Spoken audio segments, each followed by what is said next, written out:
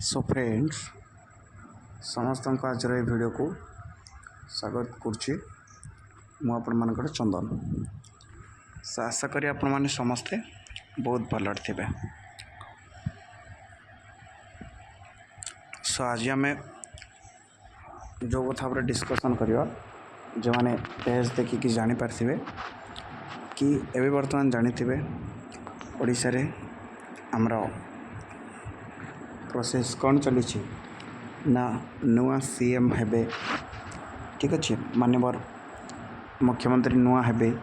नवीन पट्टनायक हारी जाइछंती आ 5 तारीख दिन से भी इस्तीफा देइछंती। से भी कहा को ना आमर गवर्नर को ना फ्रेंड्स से इस्तीफा प्रदान कर सारी।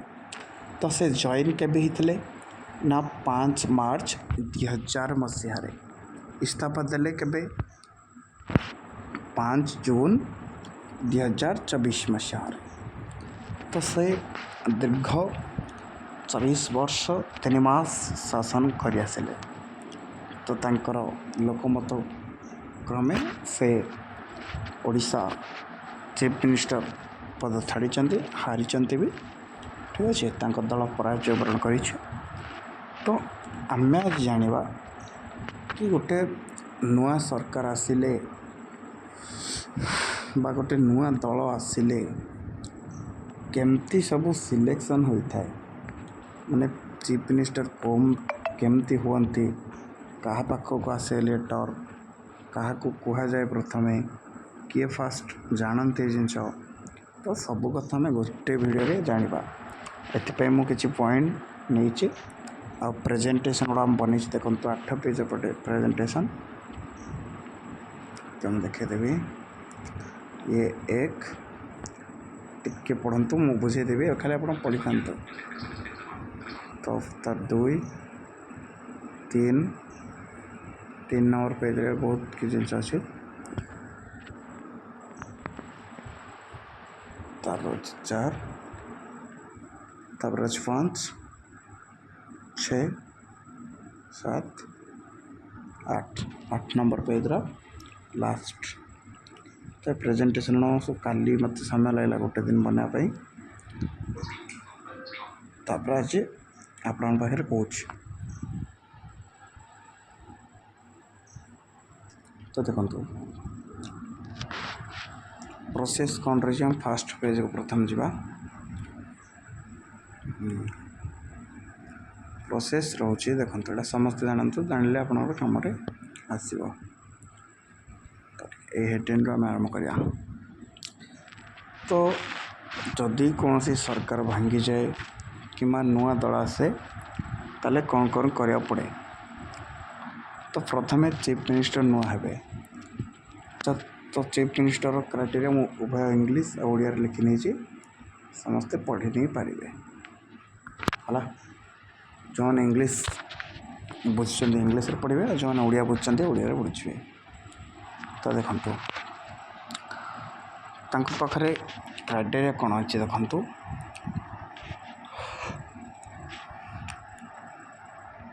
प्रथम तो से जने भारतीय नागरिक होइथिबा दरकार।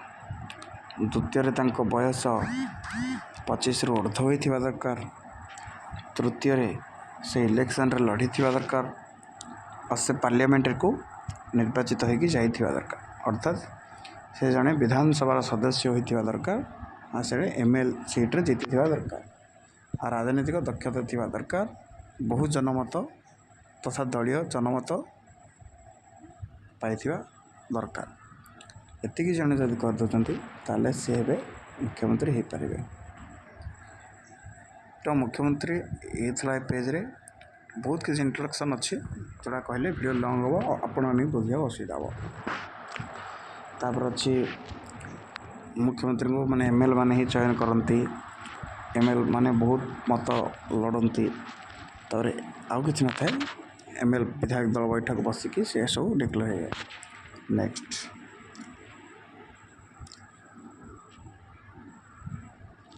नेक्स्ट है जो मुख्यमंत्री दल सॉरी दायित्व छाड़े से केमती छाड़े। तो मुख्यमंत्री दायित्व छाड़ा बेले आप 5 तारीख देखते जहाँ ता ही हुए। प्रथम तो गोटे लेटर आसे से इस्तीफा लेटरटी प्रस्तुत कराए से कौन दल मान सरी दायित्व छाड़न से दायित्व लिखे क्राइटेरिया सरी आड्रेस लिखे तापर से गवर्नर पाखु जो पठेबे गवर्नर आड्रेस लिखे ये लिखिकी पठेबे तापर इस्तीफा पत्रटा को गवर्नर एक्सेप्ट करेंगे केत समय लगे से माने केवे पाइबे जब पाइबे ताकू सभी एक्सेप्ट करने 5-7 दिन भितर तो इस्तीफा पत्रटा आ कि न था विशेष किसी न था इस्तीफा पत्र है इंग्लीश ओडिया उभय लिखी बुझीपाई पारे समस्त किसी असुविधा हेनी तथा गोटे गोटे पेज बहुत सारा देखा आपन को पढ़ी नहीं पारे आप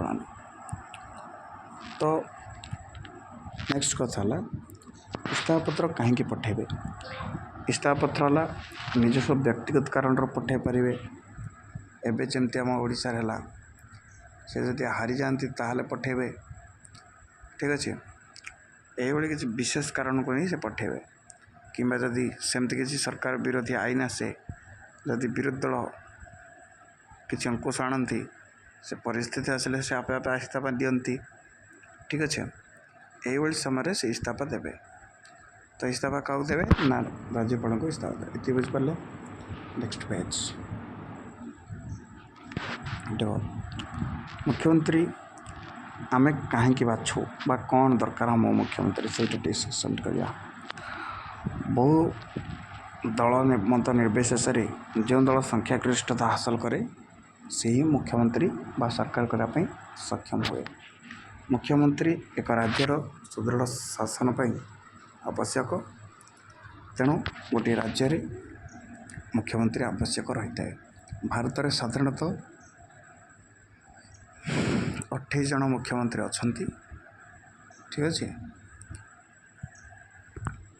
28 जन मुख्यमंत्री भारत में अच्छा से किए नियुक्ति देते से राज्यपाल निज शपथ ग्रहण करते राज्यपाल उपस्थित से शपथ नियंती और जो दल संख्यागरिष्ठता हासिल करें से ही दल ही कार्य करने सफल हुए ठीक अच्छे ये बुझिपारे तो मुख्यमंत्री काम कौन राज्यर गृह विभाग सहित समस्त विभाग को कंट्रोल करवा एवं किसी मंत्रिमंडल को नहीं सरकार चलेगा ये हूँ मुख्यमंत्री काम सो ठीक अच्छे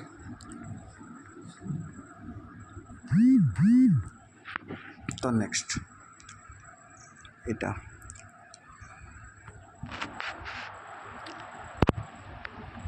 मुख्यमंत्री जॉइन केमती करते तो मुख्यमंत्री जॉइन करते दलर संख्यागरिष्ठता पर दल जहाँ को मुख्यमंत्री करने निष्पत्ति निए एक लेटर आए तथा से दल राज्यपाल पाखे जा दाबी उपस्थापन करें कि आमे सरकार करूँ आउ से प्रमाण भी दे था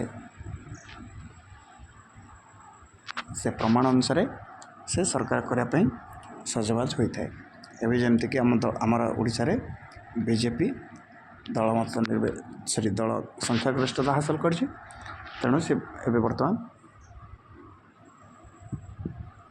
सरकार गठन कर जानले तो ठीक अच्छे तो राष्ट्रपति सॉरी से चीफ मिनिस्टर को चेहरा को भी राज्यपाल पाखे उपस्थापन करा पड़े दल को तापर ताको चीफ मिनिस्टर को राज्यपाल जहाँ को नहीं ताकू दे पारे संख्यागरिष्ठता हासिल कर दल जार ना उपस्थापन करिबो ताकू ही राज्यपाल दे पारे ठीक अच्छे तो पेज आगे पढ़ंतु मोर संक्षिप्त कहीदे पेज जो पढ़ी पारे बहुत किसी जिन जानीपर एटा सब प्रेजेंटेशन गुड़ा बनाई बहुत कष्ट बहुत जगार आर्टिकल गुड़ा आणिकी बनईचु आपई तो ठीक अच्छे मुझे पेज टे स्क्रॉल कर पढ़ाई सुविधा होली तो ये है कथा तो मुख्यमंत्री जदि आ गोटे कथा इस्तीफा अनेक समय गोटे हठात हुए कहीं हुए ना जदि कौन सी जगह मुख्यमंत्री डेथ हो जाती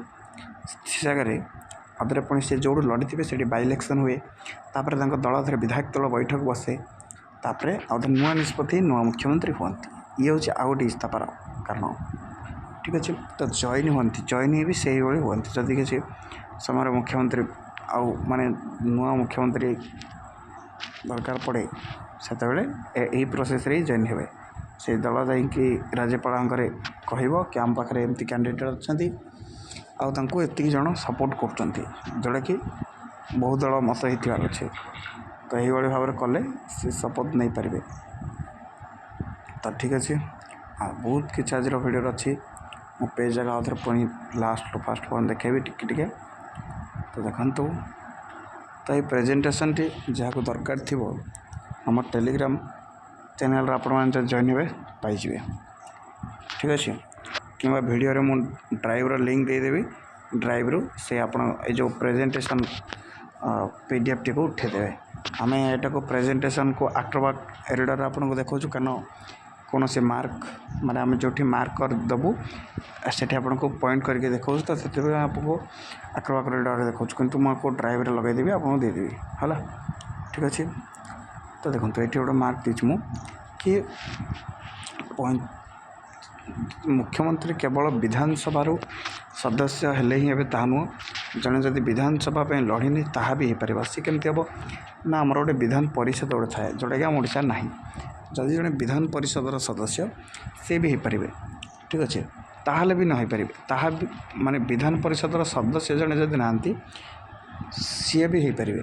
ତ ସିଏ ବି କେମିତି ହେବେ ଦେଖନ୍ତୁ, ସିଏ କେମିତି ହେବେ ଦେଖନ୍ତୁ, ଯଦି ଗୋଟେ ଦଳର ସଂଖ୍ୟାଗରିଷ୍ଠତା ଆସିଛି, ସେ ଦଳର ଜଣେ ଲଢ଼ି ନାହାନ୍ତି। ଏବେ ଯେମିତିକି ଆମର ବିଜେପିର ଚର୍ଚ୍ଚା ହେଉଛି ଗିରିଶ ମୁର୍ମୁ, ସେ କେଉଁଠୁ ଲଢ଼ି ନାହାନ୍ତି, ସେ ଜଣେ IPS। ତ ତାଙ୍କୁ କ'ଣ କରିବାକୁ ପଡ଼ିବ, ଚାକିରିରୁ ରିଜାଇନ୍ ଦେବାକୁ ପଡ଼ିବ। ତାପରେ ତାଙ୍କ ପାଇଁ କିଏ ଗୋଟେ ସିଟ୍ ଛାଡ଼ିବେ ତାଙ୍କ ଦଳର, ହେଲା କି ତାଙ୍କ ଦଳର କିଏ ଗୋଟେ ସିଟ୍ ଛାଡ଼ିବେ, ସେଠି ବାଇ ଇଲେକ୍ସନ୍ ହେବ, ସେଠି ସେ ଜିତିବେ, ତାପରେ ଆସିକି ମୁଖ୍ୟମନ୍ତ୍ରୀ ଦାୟିତ୍ୱ ରହିବେ। ଠିକ୍ ଅଛି, ଏଇଭଳି ବି ପ୍ରୋସେସ୍ ଅଛି। ତ ପେଜ୍ ଗୁଡ଼ା ସବୁ ଫଲୋ କରନ୍ତୁ। ଏ PDFରେ ଯେଉଁମାନେ ପାଇବେ ମୁଁ ତ କହିସାରିଛି, ଏ ଡ୍ରାଇଭ୍ ଲିଙ୍କ୍ ମୁଁ ଲଗାଇଦେବି, ଆଉ ଡିସ୍କ୍ରିପ୍ସନ୍ରୁ ବି କାଢ଼ିପାରିବେ କିମ୍ବା ଟେଲିଗ୍ରାମ ଚ୍ୟାନେଲ୍ରୁ ବି କାଢ଼ିପାରିବେ। ଆଉ ଟେଲିଗ୍ରାମ ଚ୍ୟାନେଲ୍ ଆମର ଆବାଉଟ୍ ପେଜ୍ରେ ଅଛି, ଜଏନ୍ ହେଇପାରିବେ ଏଇଭଳି ଏଜୁକେସନାଲ୍ ଭିଡ଼ିଓ ପାଇବା ପାଇଁ। ତ ରହୁଛୁ, ନମସ୍କାର।